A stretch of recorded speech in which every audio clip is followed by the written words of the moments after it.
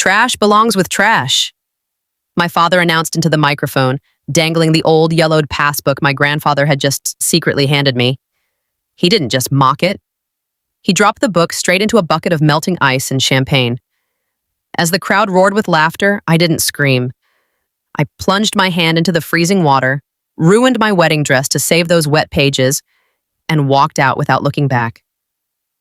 Before I tell you the secret hiding inside those wet, ruined pages, and how I used it to destroy my father's fake empire, tell me in the comments. What is the cruelest thing a family member has ever done to you at a celebration?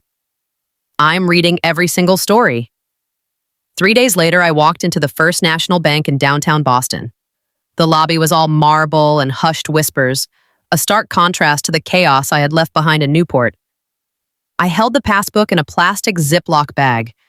The pages were crinkled and stained with champagne residue, looking exactly like the trash my father said it was. I'm Alyssa, and at 29, I've spent my life making myself invisible. As a trauma nurse, I'm good at it. I know how to fade into the background while doctors scream and patients bleed. I know how to hold secrets. But standing there in my thrifted coat, waiting for the young teller to stop typing, I felt exposed. I need to check the balance on this, I said, sliding the bag across the polished counter. It was a gift. The teller, a girl no older than 20, picked it up with 2 fingers, her nose wrinkling slightly. She typed in the account number, probably expecting an error message, or a balance of 0, then she stopped. Her fingers hovered over the keys. She blinked, leaned closer to the screen, and the color drained from her face. "Ma'am," she whispered, her voice trembling. "Please wait here, do not leave." She didn't press a silent alarm, but she might as well have. Within seconds, the branch manager and a man in a bespoke suit, the regional director, were rushing toward me. They didn't look at my cheap coat. They looked at me like I was royalty in exile. "Miss Mercer," the director said, ushering me toward a heavy steel door in the back. "Please, we've been waiting for this account to be claimed for a very long time." They led me into a private viewing room that smelled of old paper and dust. As they went to retrieve the file, I sat in the leather chair and closed my eyes. And suddenly, I wasn't in a bank vault. I was 12 years old again. Kneeling on the hardwood floor of my father's study, Richard sat in his armchair, swirling a glass of scotch, watching me. He had spilled it on purpose. I knew he had, but the rule was simple. Girls clean, boys conquer. Hunter was on the sofa, laughing at a video game, his feet propped up on the table I had just polished. "You missed a spot, Alyssa," Richard said softly. He didn't yell. He preferred an audience for his cruelty. He liked to see the light go out in my eyes. It was his theater. When Grandpa Samuel tried to help me up, Richard's voice turned into a whip. "Touch that rag, old man, and I'll put you in a state home so fast you won't even have time to pack your pills." I scrubbed until my knuckles bled that day. I scrubbed because I believed I had no value outside of what I could endure. The heavy clank of the vault door brought me back. I opened my eyes. I wasn't that 12-year-old girl anymore. I was the woman holding the match. The director placed a thick file on the table. "Your grandfather didn't just open a savings account, Miss Mercer. In 1982, he established a Totten Trust. He was an early investor in Apple and Microsoft. He funneled every dividend back into the portfolio untouched for 40 years. He turned the document toward me. The current value of the trust legally payable to you upon his death is $12,400,000. The number sat there on the page, black and absolute. $12,400,000. I stared at it. I thought about the champagne bucket. I thought about Richard laughing into the microphone, calling this fortune trash. He had held $12 million in his hand and thrown it away because he was too arrogant to look inside the cover. "Is there anyone else listed on the account?" I asked, my voice calm. "Clinical." "No," the director said. "Just you. It's entirely yours." I touched the dried, ruined passbook. It wasn't just money, it was a weapon. And for the first time in my life, I knew exactly where to aim it. My husband, Luke, didn't look up when I walked through the door. He was hunched over his laptop at the kitchen island, surrounded by a fortress of printed spreadsheets. The air in our small apartment felt electric, charged with the static of something about to break. Luke isn't just a data analyst. He's a forensic architect of secrets. He finds the cracks in the foundation that nobody else sees. "It's not an empire, Alyssa," he said, finally turning the screen toward me. His voice was flat, devoid of emotion. "It's a Ponzi scheme built on bridge loans and ego." I looked at the monitor. I expected to see wealth. I expected to see the millions Richard bragged about at every charity gala and family dinner.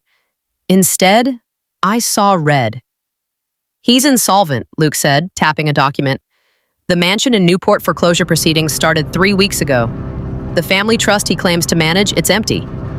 He's been moving the same $50,000 between 6 different shell accounts to make it look like he has liquidity. And here's the kicker. He's being audited. The IRS sent him a notice of deficiency last month."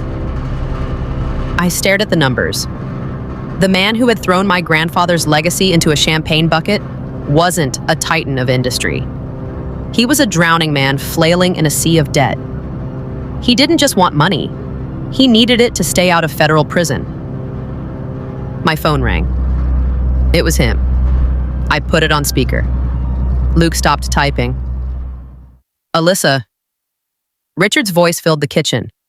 There was no apology, no hesitation, just the brash confidence of a man who believed he still owned the world. "I've been thinking about that shack your grandfather left you." "The cottage." "What about it?" I asked. My hand rested on the table to steady the tremor, but my voice was ice. "I'm going to do you a favor," he said. "I've spoken to my real estate attorney. We can liquidate it quickly. I'll handle the sale, get you a fair market price, and invest the proceeds into the family business so you actually get a return." "You're a nurse, honey. You don't know the first thing about property taxes or maintenance. I'm trying to save you from a headache." He wanted the cottage. It was the only tangible thing Samuel had left me besides the passbook. It was worth maybe $300,000. Peanuts to a billionaire, but a lifeline to a desperate fraudster. "I'm not selling, Dad," I said. The line went silent. Then the mask slipped. "You listen to me," he snarled, his voice dropping an octave. "That old man was mentally incompetent when he signed that deed. I have witnesses ready to testify that you manipulated a senile geriatric into signing over family assets. If you don't sign that transfer paperwork by Friday, I will sue you for elder abuse. I will drag you through probate court until you're bankrupt. Do you understand me? You're out of your depth, Alyssa." He wasn't protecting me. He was hunting for liquidity. Any asset he could seize, sell, and funnel into his black hole of debt. "I understand perfectly," I said. "Good. I'll have the papers sent over." The line clicked dead. I looked at Luke. He wasn't scared. He was smiling. A cold, sharp smile that matched the feeling rising in my chest. Richard thought he was bullying a helpless daughter. He didn't know he had just handed us the blueprint to his own destruction. He was desperate, and desperate men make mistakes. I waited 24 hours before calling him back. Silence is a powerful amplifier. It lets the desperation breed. Luke and I spent that day not in panic, but in preparation. We didn't hire a lawyer to fight the sale of the cottage. We hired a graphic designer to forge a portfolio of investment documents. When I finally dialed Richard's number, I put on the performance of my life. I didn't summon the confident woman who had walked out of the bank vault. I summoned the 12-year-old girl terrified of spilling scotch. "Dad?" I whispered when he picked up. I let my voice tremble. "I'm sorry I hung up. I didn't know what to say." "You should be sorry," he snapped. But the edge was duller. He was listening. "It's not just the cottage," I said, pitching my voice to the perfect frequency of naive panic. I went to the bank, the passbook. It wasn't empty. The line went dead silent. I could practically hear him doing the mental calculus. "How much?" he asked. The greed leaked through the phone like oil. $12 million, I choked out. $12 million, but Dad, I don't know what to do. The bank manager started talking about capital gains taxes and federal audits, and I think I'm in trouble. If the IRS finds out I have this, he'll take half of it. I don't know how to hide it. It was the perfect bait. I handed him exactly what he believed about me, that I was weak, stupid, and incapable of handling power. And I handed him exactly what he needed, a massive injection of liquidity to cover his own crimes. Listen to me very carefully, Alyssa, he said. His voice transformed instantly from bully to savior. It was chilling. Do not sign anything with the bank. Do not talk to any lawyers. You bring that paperwork to me. I can shelter it under the family trust. We can classify it as a pre-existing asset.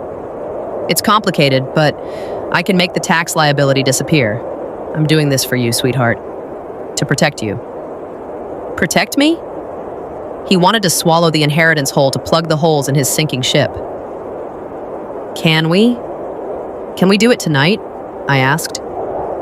No, he said too quickly. He needed time to prepare the fake transfer papers. I have the Man of the Year Gala on Saturday in Boston.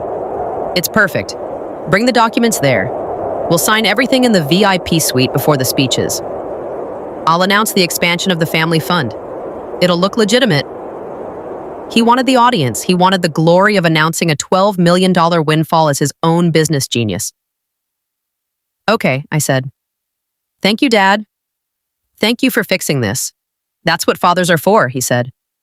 I hung up. I looked at Luke. The fear vanished from my face instantly. He took it. I said. Luke nodded, already printing the documents we would actually present. They looked exactly like the standard transfer forms Richard would expect. Same font, same headers, but the fine print wasn't a transfer of funds. It was an affidavit of sole liability. Richard thought he was reeling in a clueless daughter. He didn't realize he had just invited the executioner to his own party. The Man of the Year Charity Gala was held in the grand ballroom of the Fairmont C.P. Peely Plaza. Crystal chandeliers dripped light onto the shoulders of Boston's elite. It was a room full of old money, political power, and in my father's case, desperate, clawing ambition. I arrived at 7:55 in the evening. I wasn't wearing the beige, sensible clothes Richard preferred me in. I was wearing a structured red dress that cost more than my car. I walked through the crowd, not around it. I saw Hunter near the bar, laughing too loudly, already 3 drinks deep. He didn't see me. He was too busy playing the role of the dolphin to a non-existent kingdom. Richard was at the front of the room, flanked by 2 senators. He looked radiant. It was the glow of a man who thought he had just pulled off the heist of the century. When he saw me approaching, his smile didn't waver, but his eyes narrowed. He excused himself and met me near the stage steps. "You're late," he hissed through his teeth, keeping his smile plastered on for the photographers. "Do you have it?" "I have it," I said. I held out the blue leather presentation folder. He snatched it from my hand. His greed was a physical force, vibrating off him like heat. "Is it all there?" he asked. "The transfer authorizations, the power of attorney. It's all there, Dad. Just like you asked. It puts the entire $12 million under the control of the family trust. You just need to sign as the sole trustee to accept the assets." He opened the folder. He didn't read the clauses. He didn't check the definitions. He just saw the signature line. A smart man would have asked why the document was titled Affidavit of Historical Management and Sole Liability. A smart man would have wondered why the dates listed went back 20 years, linking him retroactively to every shell company listed in the appendix. But Richard wasn't smart. He was arrogant. He believed so fully in his own dominance that he couldn't conceive of a world where I was the threat. He pulled a Mont Blanc pen from his pocket. "You did the right thing, Alyssa," he said, scribbling his signature with a flourish. Finally, he handed the folder back to me, dismissive, already turning his attention to the podium. "Go find a seat in the back," he ordered. "I have an announcement to make." He bounded up the stairs to the stage. The room quieted. The spotlight hit him. I didn't retreat to the back. I moved to the side, photographed the signature page, and hit send 3 miles away. Luke received it, attached it to the whistleblower complaint we'd finalized days earlier, and uploaded it to the DOJ's secure portal. Moments later, Richard took the microphone. "Ladies and gentlemen," he announced proudly, "tonight we launch a historic expansion of the Mercer Family Foundation, a $12 million investment in this city's future. He was confessing in real time. In front of 500 witnesses, he claimed ownership of funds I had just tied to 2 decades of tax fraud. He thought he was unveiling his legacy. He was reading his own Miranda rights. My phone buzzed. Received IRS confirmation code 99 Alpha. It's done. Richard was still smiling when the 60-foot LED screen behind him flickered. The foundation logo vanished, replaced by a Department of Justice seal stamped with red letters. Federal asset seizure in progress. Case 8842. Applause collapsed into silence. Richard turned confused rather than afraid, his mind rejecting a reality that didn't match his script. That was his fatal flaw. Not ignorance, but entitlement. He never believed someone he dismissed as insignificant could build a trap big enough to hold him. The ballroom doors burst open. 6 IRS-CID agents swept down the aisle. Richard Mercer, the lead agent, ordered, "Step away from the podium." Richard clutched the mic. "Do you know who I am?" "We do," the agent replied. "You're the sole trustee who signed an affidavit accepting responsibility for 20 years of unreported offshore accounts." Richard spun toward me. "She tricked me, my daughter. Save it for the grand jury." Handcuffs snapped shut. Cameras flashed as he was led away. Stripped of grandeur, reduced to a man in a rented tux. I thought it was over. It wasn't. The VIP suite door slammed. The lock clicked. Hunter stood there sweating, purple-faced, frantic. "You ruined everything," he hissed. "It was already ruined," I said. "The money never existed." He grabbed a serrated steak knife. This wasn't strategy anymore. It was raw instinct. The moment when the illusion of family collapses and desperation shows its teeth. Luke stepped in front of me. "Open the door, Hunter." Hunter lunged. Luke caught his wrist, twisted, and the arm snapped. The knife skidded across marble. When agents forced the door open, my brother was sobbing. Not from pain, but from irrelevance. That was 3 weeks ago. This morning, Newport smells like salt and fresh coffee. I'm sitting on the porch of my cottage mine. I fixed the roof, cleared the ivy, made it a home. Richard was denied bail. His assets are frozen. His empire liquidated. Hunter took a plea. No inheritance awaits him. Only work. I burned the affidavit on the porch. I don't need it anymore. The IRS and DOJ already have everything that matters. This page was just the fear I used to carry. Luke sits beside me. The trust transfer is complete. It's all yours. What do you want to do with it? I look at the ocean. $12 million. Nothing. I say, let it grow. I'm still a nurse, still Alyssa. The money isn't power, it's protection. Family isn't blood, it's who stands with you when the vault opens.